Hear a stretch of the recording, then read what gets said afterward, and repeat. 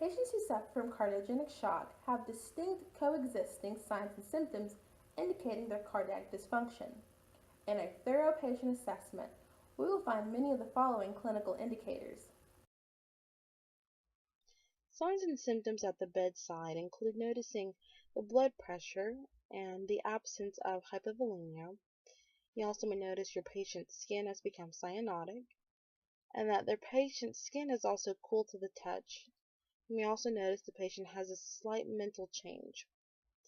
Getting a little bit more in depth in physically examining the patient, we'll notice the skin has become ashened or mottled. There is a faint, rapid, irregular peripheral pulse. And we'll also notice that there might be some jugular venous distension, and when we listen to the lungs, we'll hear crackles and possibly the presence of peripheral edema. The heart sounds may also be distant, and also may include S3 and S4 heart sounds. Again, that mental state is altered as the patient's beginning to feel a little bit dizzy, kind of out of it. And we also may notice that when we look at their bed, there's less urine output out of their Foley catheter. Laboratory findings for the patient coming from their blood samples will do a biochemical workup, their electrolytes, their enzymes, etc. We'll also complete a blood count for them, checking for their white blood cell count, particularly to rule out sepsis. We want to also look at their cardiac enzymes to see what their heart has been doing and what those levels might tell us about the oxygenation of the heart. We'll also might complete an arterial blood gas, a lactate assessment, and a brain natriuretic peptide assessment. Also, we will use diagnostic testing to assess what our patient also needs. An echocardiogram will be done, an early determination of whether or not the patient has cardiogenic shock. We also may see them get a chest x-ray to rule out different causes of that shock. And ultrasonography helps us understand a little bit more about what we need to do to guide the fluid management for that patient. Finally, if the patient has been determined to have had a myocardial ischemic event or heart attack, you'll see them often get a coronary angiogram to further confirm that and help us understand just the extent of the damage from that patient. All these things are included in patient assessment and are ongoing and continuous for that patient's care. Another important part of our patient assessment and management is the use of hemodynamic monitoring. Consider the next clinical indications and devices useful for this type of monitoring.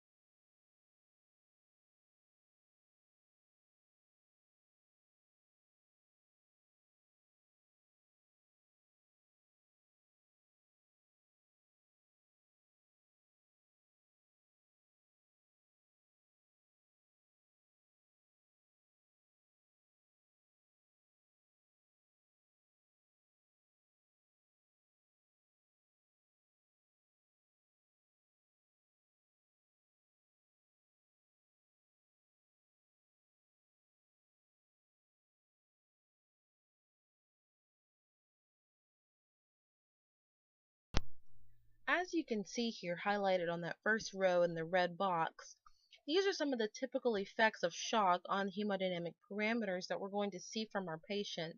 Of course, this is not a hard and fast rule, but this is most likely what will happen. They'll have an increased heart rate, but a decreased pulse pressure. Remember, we said that their blood pressure will drop, but their systemic vascular resistance will increase, as well as their pulmonary vascular resistance. Of course, their central venous pressure will also increase, as well as the pulmonary artery pressure and the pulmonary artery wedge pressure.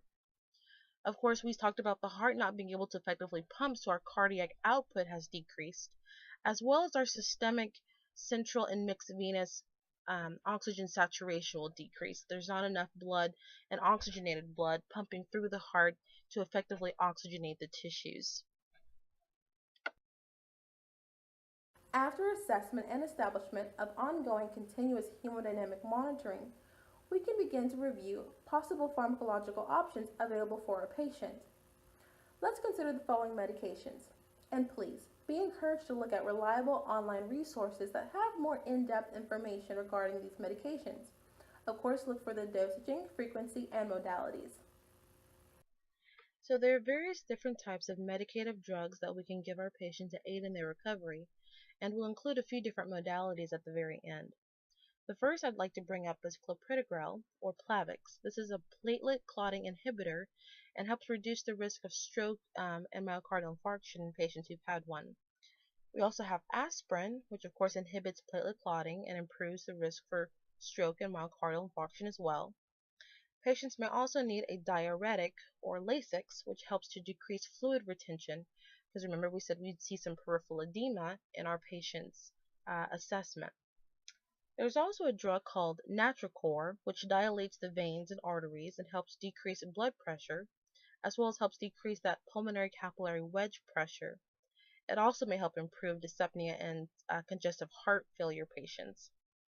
There is also a drug called dopamine that is a vasoconstrictor. It is able to help maintain adequate blood pressure and preserve perfusion pressures for the tissues.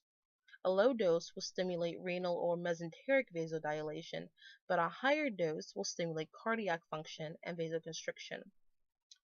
The next drug is Levophed, or norepinephrine. It increases cardiac muscle contractility, and it also helps increase the heart rate, vasoconstriction, and blood pressure. Another drug is epinephrine, which increases the mean arterial pressure. It helps increase cardiac index, systemic vascular resistance, stroke volume, and heart rate. Another drug is dobutamine. It increases myocardial contractility as well and supports adequate blood pressure. Although a downside for this drug is that it may increase the oxygen demand from the body. There is another drug here called millerone. Millerone. It's very hard to pronounce some of these. But this one is a phosphodiesterase 3 inhibitor. That's a class of drugs. And what they'll do is increase intracellular cAMP levels. That's the demand the body has metabolically as the body produces oxygen and other needs for the body. It will increase its ability to function in that level properly. That enzyme is available. It will also cause vasodilation and decrease the afterload in the patient. Also decreases pulmonary vascular resistance and also decreases that preload. For most heart patients, you might hear them say they take nitroglycerin, and what this drug does is helps relax vascular smooth muscle and also helps decrease preload and blood pressure. There's also a good chance they'll be on some type of thrombolytic therapy, and in this case I've included heparin as my drug of choice. This will decrease the blood viscosity, also of course reducing that risk for stroke and myocardial infarction. And it usually has very good results for patients who have had some type of cardiac event, especially cardiogenic shock where the blood is not pumping and it's become stagnant and possibly is starting to clot, because blood needs to move in order to maintain good function and not to clot because it wants to clot if it stops. So of course there's that, but then I mentioned some modalities. So we have an intra-aortic balloon pump. That is one possible option. This will increase cardiac output and help improve coronary blood flow back to the heart. We also have something called a ventricular assist device, and what this will do is reduce left ventricular preload, increase regional myocardial blood flow, and it helps maintain that low wall tension in the heart. That way there's not extensive pressure built up inside the heart as it's trying to pump. There's also something called a percutaneous transluminal coronary angioplasty, and all that's really essentially doing is increasing coronary blood flow. The heart needs blood flow itself, and it's just helping to improve that. And finally, you have, of course, in the most extreme case, coronary artery bypass grafting.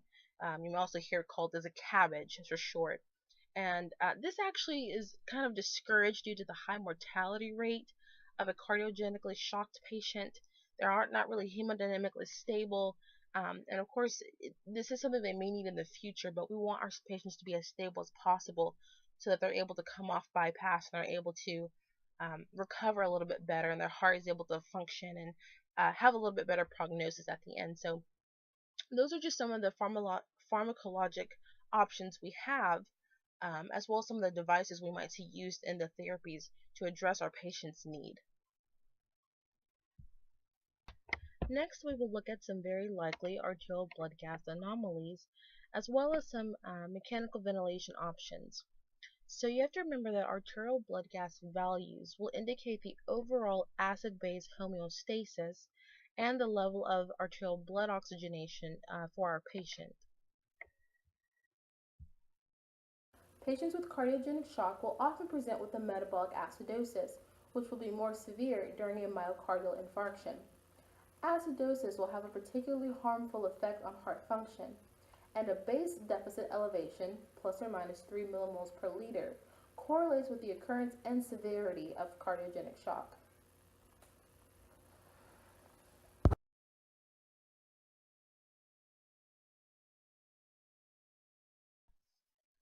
For patients enduring cardiogenic shock, mechanical ventilation will likely be necessary.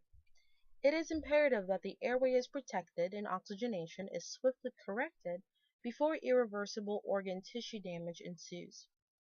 Despite the good that positive pressure ventilation can do for oxygenation, it can also greatly compromise venous return to the heart.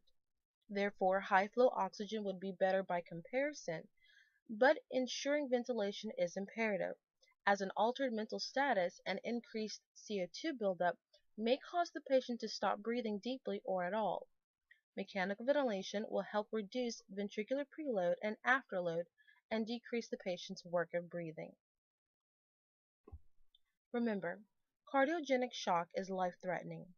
Being aware of the initial signs and symptoms is key to initiating effective life-saving interventions.